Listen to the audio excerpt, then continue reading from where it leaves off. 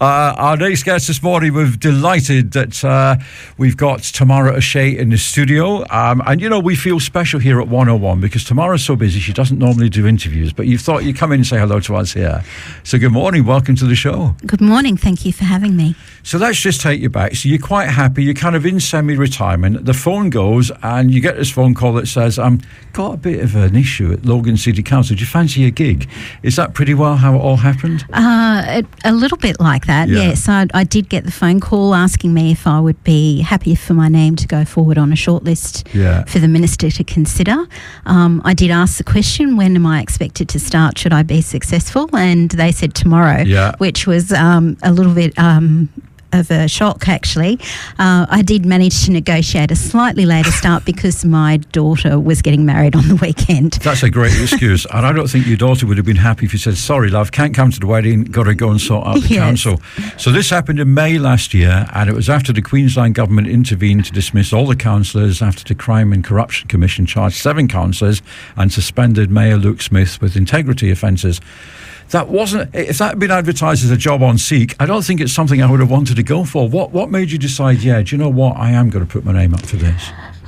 It was a unique opportunity, I have to say. I've been Director General of 2 government departments in the past.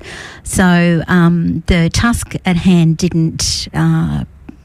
I wasn't afraid of it, but that said, I also did a little bit of due diligence before I agreed. I rang around to find out what kind of a council it was and what was I walking into. And I'm happy to say that the advice that I received from across the sector was that Logan City Council administration was an excellent administration, and that I would be lucky to go and work there. So I came in feeling very confident that I had an amazing team behind me to support me through this time. And I was going to ask you about support when you came in, because clearly you've come in, you don't live locally, people are going to go, hang on a minute, is this lady going to come in, take over, are we all going to lose our jobs? What was the sort of feeling towards you when you first joined? It was actually very open, very welcoming, and very frank and forthright. So people were happy to share the information with me, to bring me on the journey in terms of bringing me up to speed with topical issues. I have to say, as I said before, that I've worked in both federal and state government at fairly senior levels, and the people of Logan should feel very confident that the administration here could hold their own at any level of government. They have an amazing group of staff who are not only passionate and dedicated about Logan City, but bring with them a wealth of knowledge and expertise. So I was very, very lucky, and I was made to feel very welcome. And the thing is, the people that we meet, we have people coming in from the council on a regular basis, and the ones we meet, they live here, they've been brought up here, most of them were educated here, so they know the problems, they know the issues, and there have been many issues. One of the things I love, I was reading your profile, that I think it might have been on LinkedIn, one of the social medias, and it says you have an interest in creative problem solving. Wow, I bet that came in very valuable. It is, I have to say, good policy is one of the passions that I've had throughout my career. So yes, it was not creative problem solving, probably not so much in this case, because I did, as I say, have a good set of people to support me through the process. But I think having been an outsider, not actually having worked in local government before, being a little bit from outside of the city area, enabled me to ask questions and to question some of the thinking and the decision making. So bringing a new perspective, I think, to the process, which I think has resulted in some good outcomes, I hope, for the people of Logan. Well, I think certainly the people that I've spoken to from the council have all been very positive. And you're right, sometimes you need a fresh pair of eyes because you can be so wrapped up, you can be so involved in something, you can't see the wood for the trees, quite literally. Yeah. So what changes have you made since you've been on board? Well, I came in with a fairly clear agenda. I just want to be quite clear that I was very mindful that I'm not an elected representative. People of Logan didn't choose me personally to be in this position, and nor am I accountable at the ballot box. So I wanted to be very careful that I exercised my delegations with that in mind. So I have discretion, but I have exercised that discretion very thoughtfully and carefully, and chosen not to use it unless I absolutely have to. I've really played, I think, a very straight bat, gone with the policies of the day and the previous resolutions of council, which were all lawfully made, to make sure that I honoured that those commitments that were made prior. In terms of achievements, I think, well, the first one was to ensure that we had continuity of service, and I think that that is something that is a testament to the organisation. In fact, there are some people in Logan who probably aren't even aware that their council has been dismissed, because I think the staff at the council have ensured that it's been business as usual, almost without a hiccup. So everything has continued to be delivered, irrespective of whether there's been elected representatives or not. But my second biggest commitment was to actually look at the governance arrangements for Logan City. I bring with me a strong background in good governance as well. So taking a good look at the policies and procedures that council has to make sure that we have the best ones in place for an incoming council, so that we don't find ourselves in this position in the future. And I was going to say, people are actually looking for some, and it's hard, there are no guarantees in life. Can't guarantee that it's going to be light tomorrow, but people are looking for some kind of guarantee that the mistakes that were made are never going to be repeated again. Yes, so I think we now have, it's taken a little while, took about 6 or 7 months to work through all of them. And in December last year, we brought in quite a number of new policies and procedures, particularly the ones that had an interface with elected representatives, to make sure that they were compliant with the legislation, the reforms of local government that the state government have been undertaking are quite complicated and complex. So we wanted to ensure that we put in place policies and procedures that would ensure that the councillors, if they followed them, they will be compliant with the new legislation, and that's really been our focus. Just talking about councillors, and this was encouraging to hear the news which came out of the council press office this morning to say that you had a candidates information session last week and everybody turned up. Yes, 80% of candidates and all 5 mayoral candidates came along. Which is great. I think it might be, I'm not 100% sure, but I think it might be the first time we've offered something like that in this city. So it was an opportunity for all the candidates to come and hear from experts in the field. So we had the Electoral Commission there, we had the Office of the Independent Assessor, we had the Department of Local Government, and of course Council. And the idea was to give an opportunity for candidates to ask questions that might be of interest to them, or questions where they were unsure about their position, to give them an opportunity to make sure that they're compliant and they don't breach either during the course of the election period and then post the election. But we also wanted to explain what would happen should they be successful. So on day one, what would happen? Because I'm also mindful that at least 9 of the new councillors will be brand new and have not worked in council as an elected representative before. And that's huge, isn't it? It is huge. That's massive. So obviously you're looking at they would need some kind of training. They can't go straight out into the big wild world without some kind of training. And I think, again, not just this council, but there's other councils that have suffered as well. There hasn't been that in place. Is this something you've been involved in to get some kind of training for the newbies? So Department of Local Government and the ECQ have been running candidate information session. And in fact, it's mandatory from the Department of Local Government that you complete so you want to be a councillor training session before you can actually nominate. And that gives you the basics of what you need to do to be a councillor in terms of being a candidate, but also what is the roles and responsibility of a councillor and understanding those clearly. But council has also been working hard to develop an induction package for the councillors when they start, and that induction package runs over a period of 6 months. So we're mindful that not all your experiences will be in the first day or the first weeks. You will come across issues on over a rolling period of time. So council administration is there to support you in that process. And it's changed days now. Even 4 or 5 years ago, we weren't as governed by social media as we are now, but everybody's got a say, everybody's got a presence. People are very reactive, and it can be used in a positive way as well. But I'm guessing part of their understanding is just be careful what you say on social media. Absolutely. So we have a new social media policy, as you say.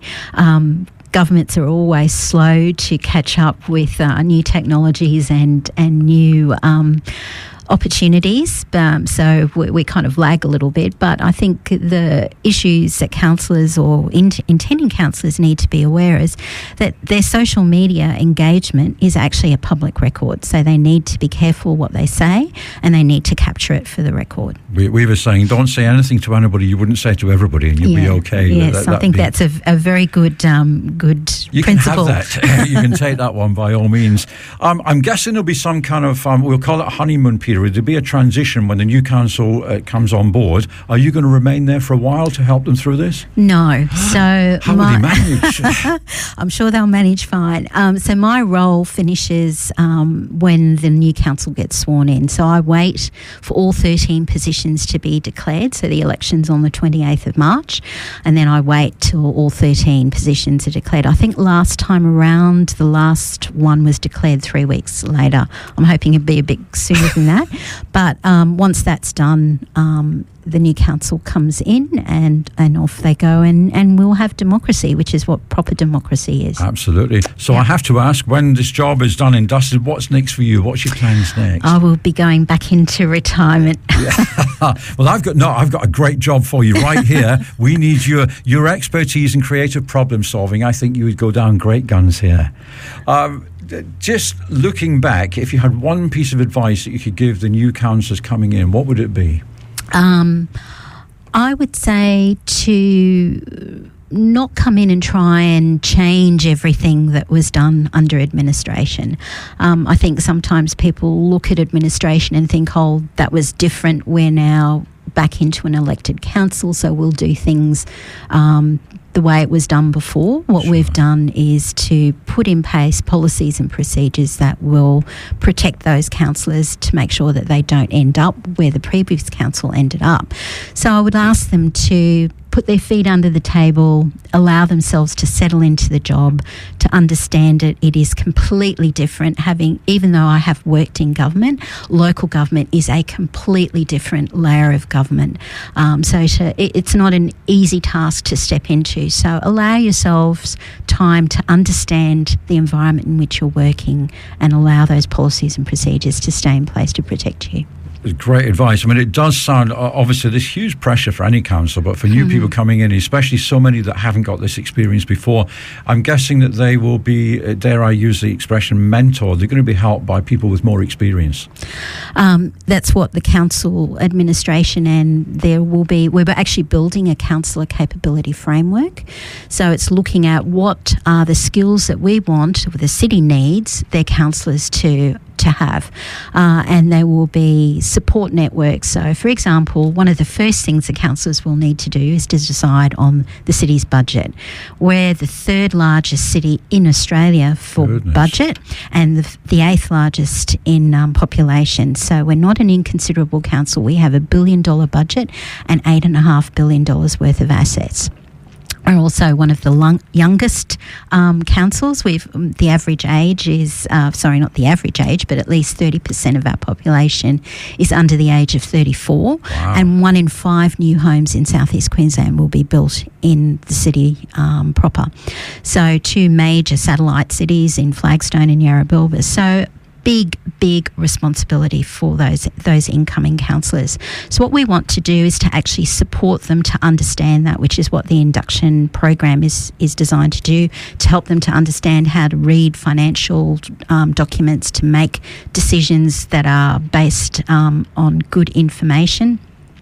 and to also allow them an opportunity to learn and grow in the job for the 4 years that they're there. What we want is the best possible people to be leading this city, and we want them to be leading it strategically. And I think that's what the people locally want as well, because let's be honest, they have had a bit of a rough time over the past couple of years, and I think what you've done is you've brought stability.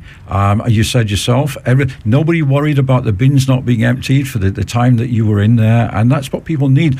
Our priorities might be different to some of our listeners this morning, but it is about getting that stability and having confidence.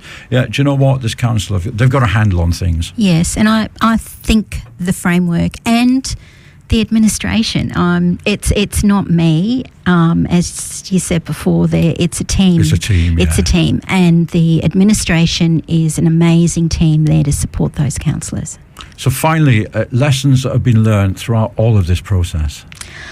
I would have to say the lessons for me personally have been that this level of government is an amazing level of government. It's funny, I've worked in federal and state prior to this one. The further you are up the chain, the more divorced you are from the people that you're serving as a public servant. As you get closer down, state government, you're a little bit closer. But local government is genuinely the grassroots level of government and plays such an important role in the day-to-day lives of citizens. Yeah. So you think about it, a federal government, they're dealing with big issues, international trade, all the really big things that may not impact on you on a daily level. State government, again, has much higher, policies around education and roads and things like that, which may have a peripheral impact, but your day-to-day life is impacted by the decisions of your local government. So it's probably the one that matters most to you on a daily basis as a citizen. And that's, I think, something that I've learnt and appreciated a lot more having actually been inside council. You've seen how it all works, so to speak. There is one other thing that I have learnt. I am, as I said before, a public servant by and large. I've never had the courage, I have to say, to put my hand up to be an elected representative, and that takes an inordinate amount of courage, and I take my hat off to any candidate who is brave enough to put their hand up.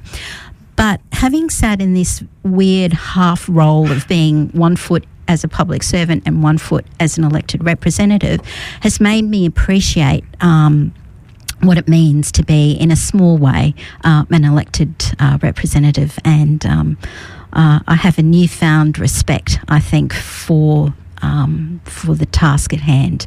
And I think people should be very grateful that someone is brave enough to put their hand. Imagine if no one put their hand up. Well, what would be? We wouldn't have democracy. It'd be anarchy. Yes. And a little bit like 101 FM meetings, but that's another story. I congratulate you and the team on what you've done. You've turned what was a fairly negative opinion of Logan into something very positive. I hope they give you a decent going away party and a clock for all of that. The old gold watch, hey? Well, yeah, I think you deserve that. And you've said it to me, you're going to retire, enjoy it. Just don't, if the phone goes, in fact, change your number. If they ever don't call back. Tamara O'Shea, thank you so much for joining us here on 101 FM, and thanks to all the people who they expressed a great interest in you coming on this morning. Thank you so much for the opportunity. And can I just say one last thing? Indeed, have the last word. Yeah.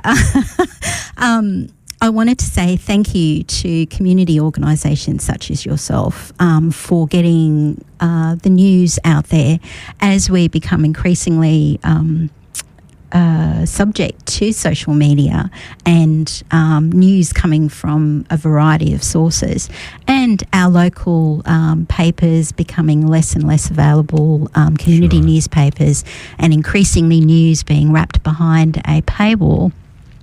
Organisations such as yours are critical to informed citizenry. So thank you so much. Well, we appreciate your kind words. And I guess the thing here, we've got no political agenda, we've got no bias. We just want to tell it how it is. And again, thank you very much for coming in this morning. Thank you.